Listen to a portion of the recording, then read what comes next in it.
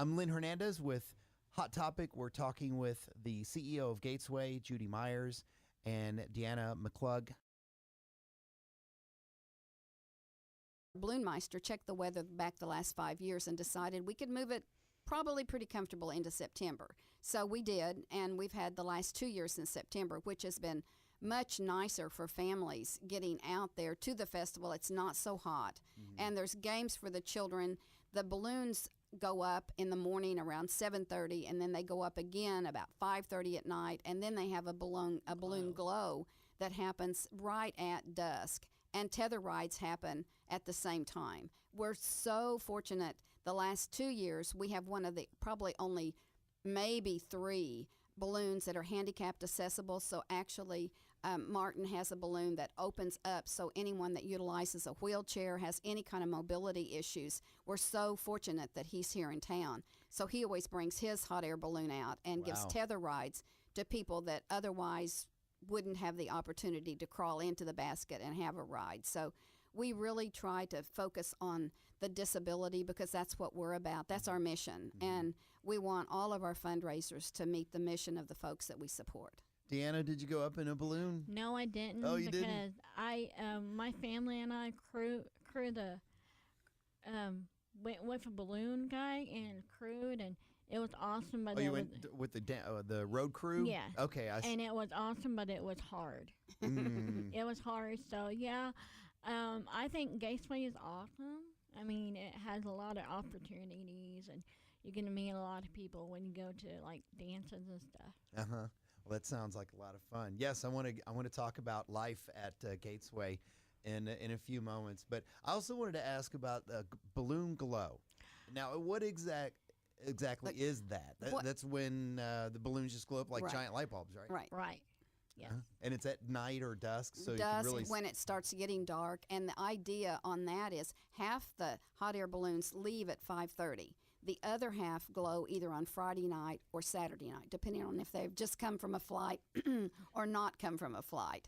So, and basically that's so the individuals that are there can actually walk out on the field, look up at the balloons, see what the pilots are doing, and actually get a first-hand look at what the balloons really look like when they are all lighted up. So that's kind of, not only is it pretty, but it's really educational for the people that go out on the field and are brave enough to walk out there and see what's going on.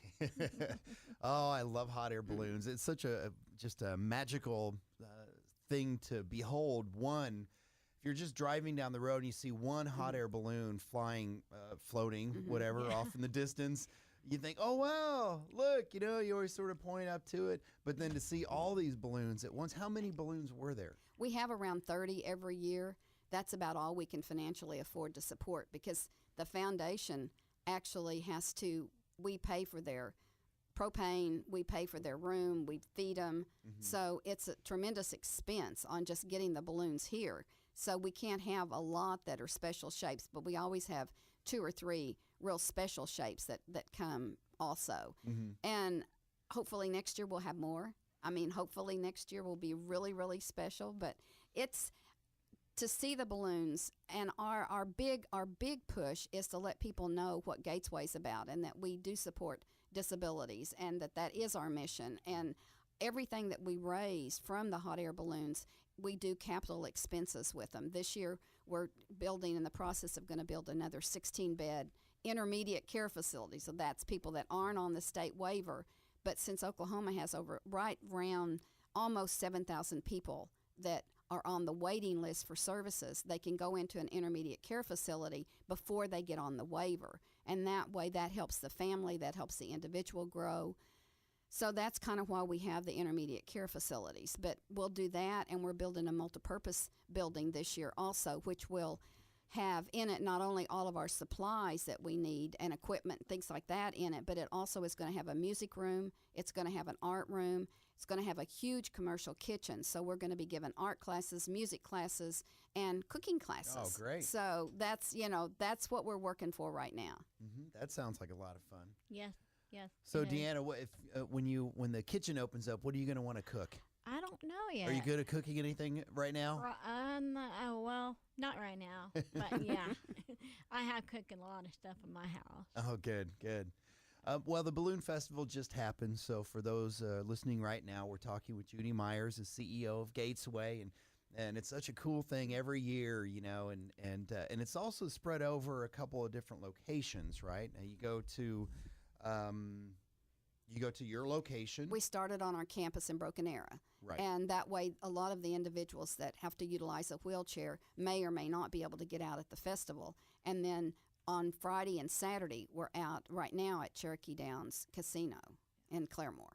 Which is really neat because they got a big, Horse which track. where a horse track is. Yes. So they've Right. got lots of bleachers and stands, and folks can come out and Right. really enjoy it, and just sit there and watch the magic happen. Mm-hmm. Right, How and neat. it's totally accessible, and that's again the reason that works so well for us, is because again, mobility issues for younger folks as well as older folks, and that way they can get on the concrete, get to where they want to be. The vendors are great. We had wonderful food vendors. We have all kinds of vendors that sell things. It was really one of the most. We had well over 15,000 people Oh, out there wow. this year. So And the weather was Nice. great, Yes. right? Yes, it Yes. was. And It the was. weather has to be just right, or balloons can't go up. right, if it's So too hot, too cold, too windy, the wind, I would think it'd be the a big wind one here is in really Oklahoma. Yeah. really an issue. But the thing is, like, people say, okay, why don't you let us know that you're not flying? Well, because in 5 minutes the weather can change, Oh, and we right. are Mhm. up.